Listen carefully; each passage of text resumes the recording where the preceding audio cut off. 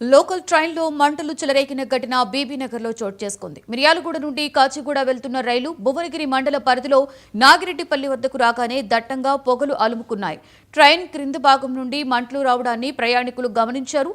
Railway అధికారులకు సమాచారాన్ని అందించిన వెంటనే అప్రమత్తమైన రైల్వే అధికారులు ఫైర్ ఇంజిన్ సహాయంతో మంటలను అదుపులోకి తీసుకొచ్చారు. కాగా ఈ ప్రమాదంలో ఎవరికీ ఎలాంటి ప్రమాదం జరగకపోవడంతో అంతా ఊపిరి పీల్చుకున్నారు.